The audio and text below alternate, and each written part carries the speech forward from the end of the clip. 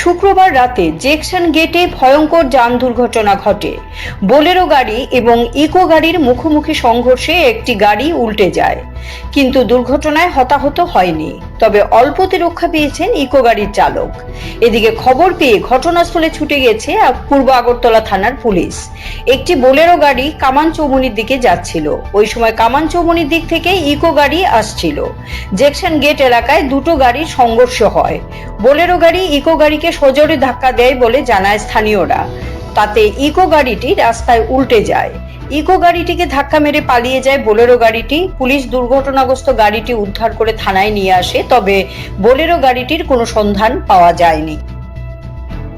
জেকশন গেটে একটা অ্যাক্সিডেন্ট হয়েছে, আয়া দেখছি একটা ইকো গাড়ি যেটা একদম রাস্তার মধ্যে উল্টে রয়েছে।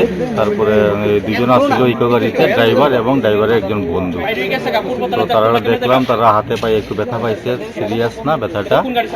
তারপরে জিজ্ঞেস করলাম কি হয়েছে, তো জানতে পারলাম একটা নাকি এই বোলেরো TR01K 3299 একটা গাড়ি ধাক্কা মারছে, ওইটাকে ধাক্কা মারে পালাই গেছিল ওইটা।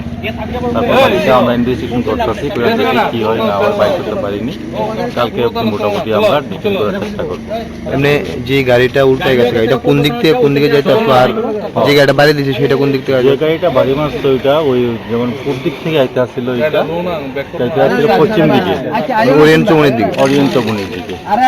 আর যেটা ওই উল্টাই আসছিল কামান চৌমুনি থেকে আইতে আসছিল ওইটা। আহত আছে?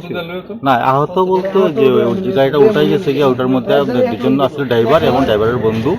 মোটামুটি একটু চোট খাইছে, এত বেশি ইয়ে না, প্রাথমিক ইয়ে করে এটা মোটামুটি। Siri TV, channel for news and entertainment.